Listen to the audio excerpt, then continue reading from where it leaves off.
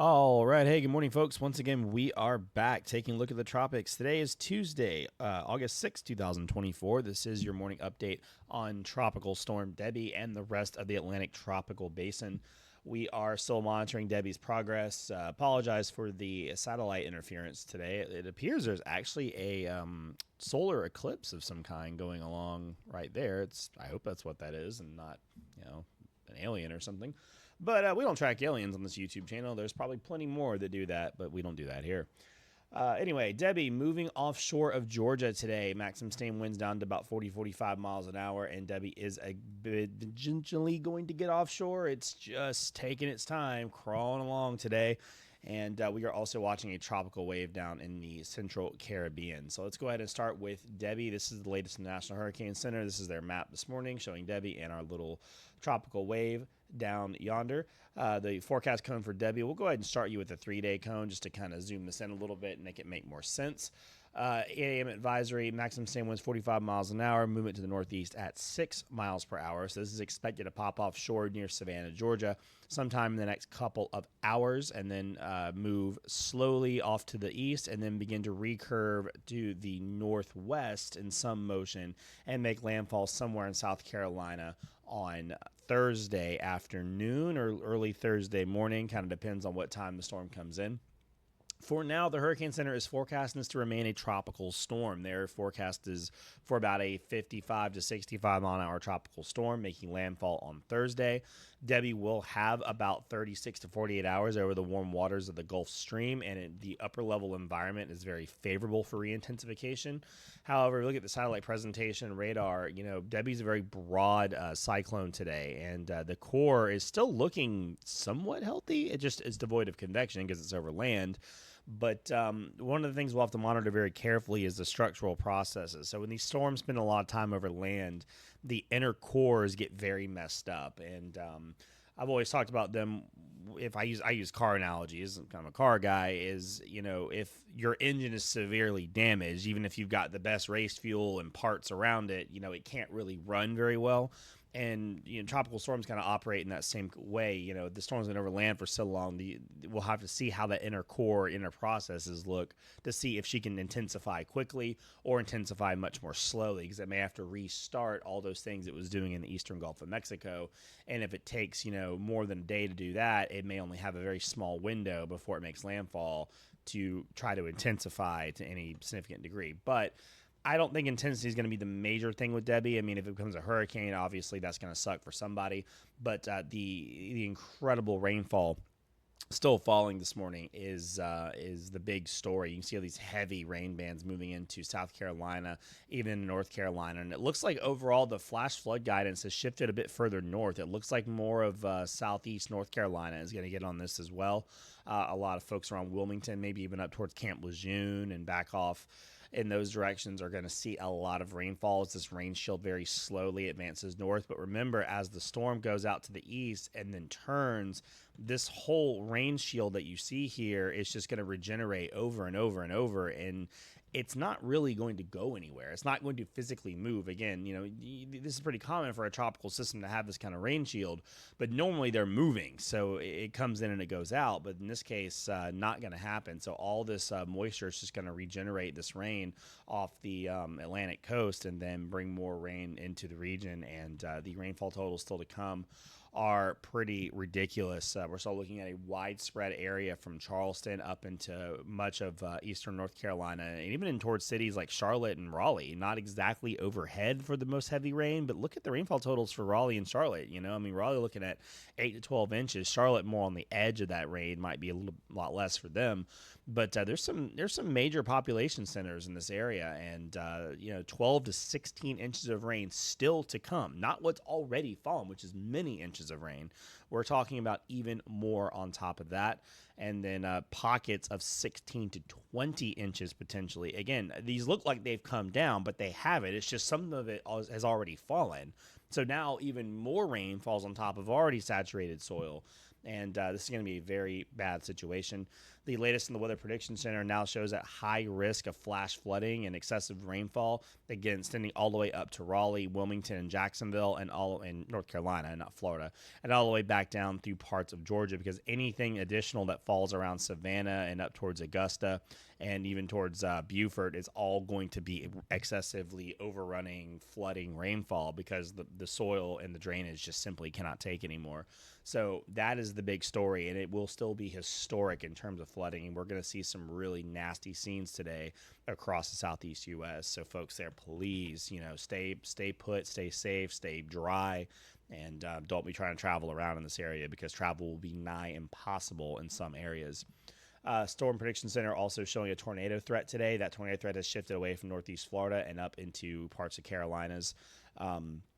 Kind of where those heavier feeder bands are is where the tornadoes are, and as these bands move ashore, the friction slows them down, they begin to rotate, and then they produce tornadoes. That will be a problem throughout the day. Overall, for northeast Florida, much better day today on tap for you guys. I don't completely forget about you. Winds will still be gusting 25 to 30 something miles an hour. It's still gonna be a very breezy day, and you're still gonna have a lot of cloud cover, and you can see these pulses or periods of like rain showers moving through. You'll see that, and then as the sun's kind of baking the area around you today, you might see some thunderstorms. As Debby moves further north, you can see these more scattered thunderstorms along the tail of the storm across parts of central South Florida. That will lift north to some degree, and you will have these rounds of heavy kind of downpours, and maybe even again a few thunderstorms mixed in, but then it'll kind of stop, and that's really your story Wednesday, Thursday. For most of the day, you're looking at that kind of heavier cloud cover and more off and on, like steady rain, and then you're just going to have these pulses of rain that rotate in and rotate out, but you'll still have long breaks in between. So if you're using generators today, please be very careful with your generators and carbon monoxide poisoning.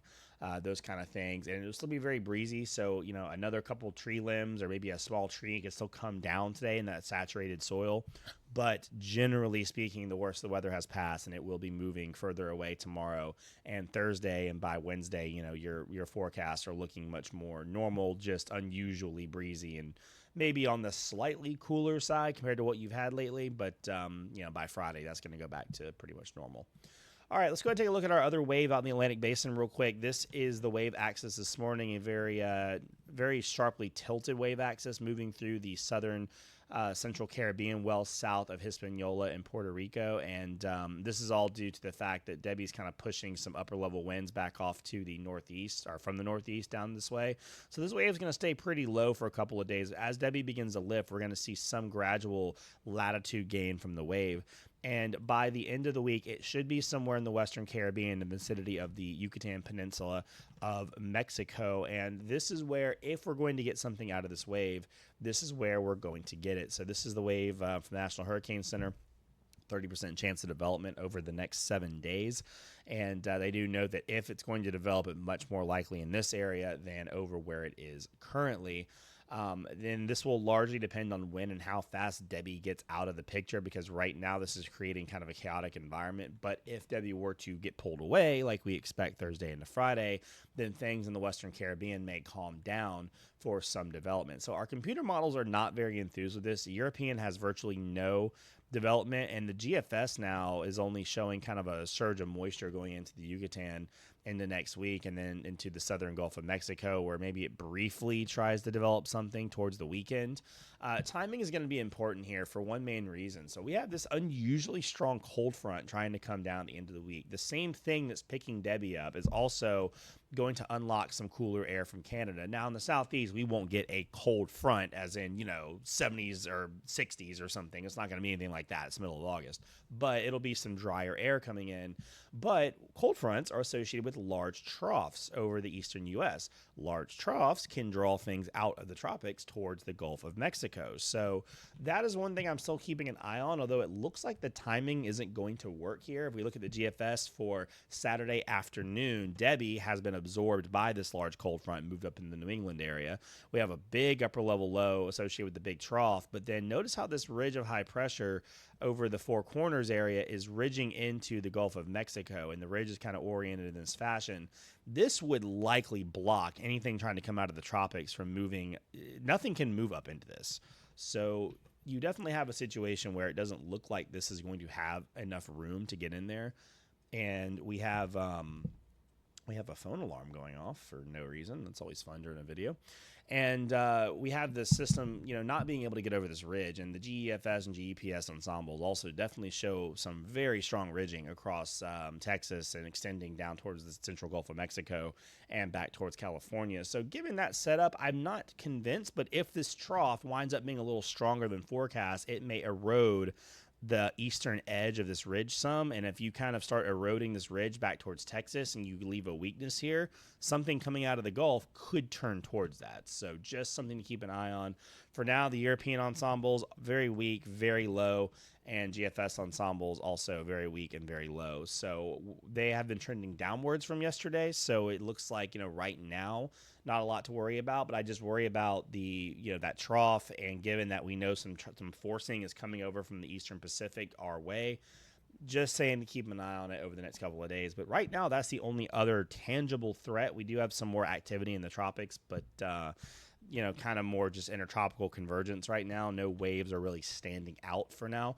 So we may have a quiet period after Debby, but I still think we're going to have a busy August, especially in that second half of the month. So that's what I got for you guys this morning on your tropical update. Again, just kind of, stay safe across Northeast Florida. When the storm passes, a lot of times more people get injured than during the storm, trying to move around and do stuff and drive to work and drive through flooded roadways. And remember, creeks are going to flood well after this passes. So there's still going to be some flooding in areas that maybe weren't flooded during the storm, if that makes sense.